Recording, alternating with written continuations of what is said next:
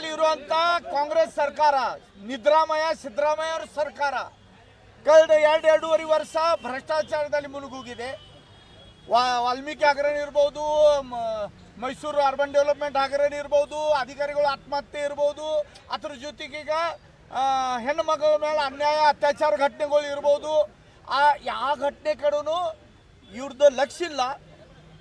ಸಿದ್ದರಾಮಯ್ಯ ಅವ್ರಿಗೆ ಅನಿಸ್ತೈತಿ ನಾ ಮುಖ್ಯಮಂತ್ರಿಯಾಗಿ ಮುಂದುವರಿಬೇಕು, ಡಿ ಕೆ ಶಿವಕುಮಾರ್ ಅವ್ರಿಗೆ ಅನಿಸ್ತೈತಿ ನಾ ಮುಖ್ಯಮಂತ್ರಿ ಆಗಬೇಕು. ಇತರವಾಗ ಕರ್ನಾಟಕದಲ್ಲಿ ಸರ್ಕಾರ ಸತ್ತಂಗೆ ಇದ್ದೆ ಅಂತ ಒಂದು ಅವಸ್ಥೆ ನಾವು ನೋಡ್ತಾ ಇದ್ದೀವಿ. ಆದ್ರೆ ಅದ್ರಾಗ ಮತ್ತೊಂದು ಹೊಸದು, ಯಾಕಂದರೆ ರಾಹುಲ್ ಗಾಂಧಿ ವಿಶೇಷವಾಗಿ ಕಾಂಗ್ರೆಸ್ ನಾಯಕ ಕೈಯಲ್ಲಿ ಡಾಕ್ಟರ್ ಬಾಬಾ ಸಾಹೇಬ್ ಅಂಬೇಡ್ಕರ್ ಅವ್ರ ಸಂವಿಧಾನ ಬುಕ್ ಕೈಯಾಗಿ ಹಿಡ್ದ ಸಂವಿಧಾನ ರಕ್ಷಣೆ ಮಾಡ್ರಿ, ಸಂವಿಧಾನ ಖತ್ರೆ ಮೇ ಅಂತ ಹೇಳ್ತಾ ಇದ್ದಾರೆ. ಆದ್ರೆ ಮೌಲಿಕ ಒಂದು ಸಾಮಾನ್ಯ ಅಧಿಕಾರ ಪ್ರತಿಯೊಬ್ಬ ವ್ಯಕ್ತಿಯಿಂದ ಅಭಿವ್ಯಕ್ತಿ ಸ್ವಾತಂತ್ರ್ಯ ಅಂತ ಏನು ಹೇಳ್ತಾರೋ ನಮ್ಮ ದೇಶದ ಸಂವಿಧಾನದಲ್ಲಿ ನಮಗೆ ಕೊಟ್ಟಿದೆ.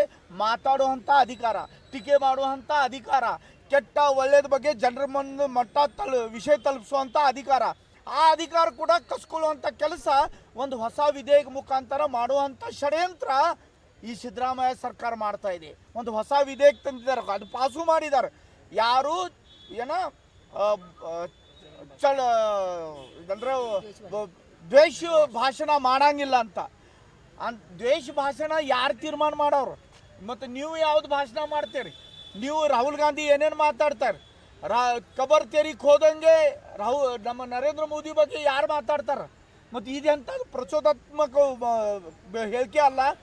ಆದ್ರೆ ಕರ್ನಾಟಕದಲ್ಲಿ ಇರುವಂಥ ಭಾರತೀಯ ಜನತಾ ಪಾರ್ಟಿ ನಾಯಕರಿಗೆ, ರೈತರಿಗೆ ತೊಂದರೆ ಆಗಬೇಕು, ತನ್ನ ಅಧಿಕಾರದ ದುರುಪಯೋಗ ಮಾಡಬೇಕಂತ ಇದು ವಿಧೇಯಕ ತಂದಿದ್ದರು. ಆ ವಿಧೇಯಕದ ಬಗ್ಗೆ ನಾವು ಖಂಡಿಸ್ತಾ ಇದ್ದೀವಿ. ಆ ವಿಧೇಯಕ ಹಿಂತಕ್ಕಬೇಕಂತ ನಮ್ಮ ಭಾರತೀಯ ಜನತಾ ಪಾರ್ಟಿದು ಬೇಡಿಕೆ. ಯಾಕಂದ್ರೆ ಇತರ ದುರುಪಯೋಗ ಆಗುವಂಥ ಸಾಧ್ಯತೆ ಇದೆ. ಯಾಕಂದ್ರೆ ಈಗ ನೋಡ್ತಾ ಇದ್ದೀವಿ ನಾವು ಬೆಳಗಾವಿಯಲ್ಲಿ ಸೆಷನ್ ನಡೆಯೋದಕ್ಕೆ ಒಂದು ಸಣ್ಣ ಹುಡುಗಿ ಮೇಲೆ ಆಗಿದ್ದ ಅತ್ಯಾಚಾರ ಮುಚ್ಚಾಕುವಂಥ ಕೆಲಸ ಇಲ್ಲಿರುವಂಥ ಸಚಿವರು ಮಾಡಿದ್ದಾರೆ. ಏನು ಮತ್ತು ತಹಸೀಲ್ದಾರ್ ಆಫೀಸಲ್ಲಿ ಆಗಿದ್ದಂಥ ಆತ್ಮಹತ್ಯೆ ಮುಚ್ಚಾಕುವಂಥ ಕೆಲಸ ಸಚಿವರು ಮಾಡಿದ್ದಾರೆ. ಒಬ್ಬ ದಲಿತ ಕಾರ್ಯಕರ್ತರಾಗ ಬಡದಾಟ ಆಗಿದ್ದ ಕೆಲಸ ಘಟನೆ ಮುಚ್ಚಾಕುವಂಥ ಕೆಲಸ ಇಲ್ಲಿರುವಂಥ ಸಚಿವರು ಮಾಡಿದ್ದಾರೆ. ಮುಂದೆ ಈಗ ತಿಳ್ಕೂರು ನಾನು ಮಾತಾಡ್ತಿದ್ದೇನೆ, ನಾಳೆ ನನ್ನ ಮೇಲೆ ಒಂದು ಕೇಸ್ ಹಾಕವ್ರು, ಅದ್ರಾಗ ಏನಾದ್ರು ಕೆಟ್ಟು ಹುಡುಕ್ಯಾಡಿ ಅಂದ್ರೆ ಸಂವಿಧಾನ ಈಗ ಮೊದಲು 1975 ಇಂದಿರಾ ಗಾಂಧಿ ಸಂವಿಧಾನದ ಹತ್ಯೆ ಮಾಡಿದ್ರು, ಕರಾಳ ದಿನಾಚರಣೆ ತಂದ. ಈಗ ಕರಾಳ ಇದು ಎಮರ್ಜೆನ್ಸಿ ತಂದ. ಸಂವಿಧಾನ ಹತ್ಯೆ ಮಾಡುವಂಥ ಕೆಲಸ ಇಂದಿರಾ ಗಾಂಧಿ ಅವರು ಮಾಡಿದ್ರು. ಈಗ ಸಿದ್ದರಾಮಯ್ಯ ಅವರು ಮಾಡ್ತಾ ಇದ್ದಾರೆ. ಕರ್ನಾಟಕದಲ್ಲಿ ಸಂವಿಧಾನದ ಹತ್ಯೆ ಮಾಡ್ತಾ ಇದ್ದಾರೆ.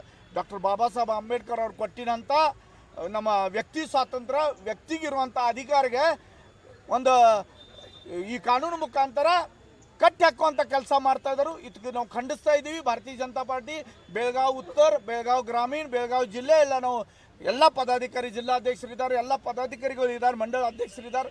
ನಾವೆಲ್ಲರೂ ಸೇರಿ ಜಿಲ್ಲಾಧಿಕಾರಿಗೆ ಒಂದು ಮನವಿ ಕೊಡ್ತಾ ಇದ್ದೀವಿ. ವಿಧೇಯಕ ಹಿಂದೆ ತಗೋಬೇಕು, ಇದು ಕಾನೂನು ರದ್ದು ಮಾಡಬೇಕು, ಇಲ್ಲ ಇದಕ್ಕಿಂತ ಉಗುರು ಹೋರಾಟ ಬರುವಂಥ ದಿನದಲ್ಲಿ ಭಾರತೀಯ ಜನತಾ ಪಾರ್ಟಿ ಕೈಯಲ್ಲಿ ತಗೋತಾ ಇದೆ.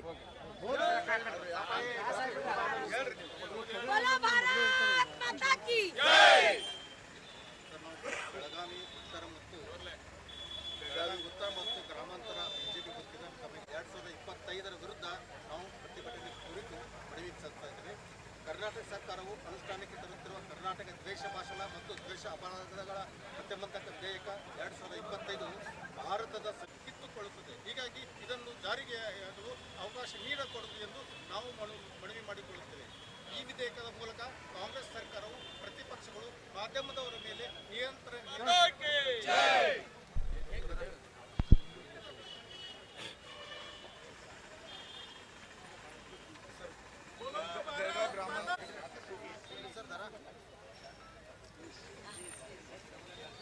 Okay sir.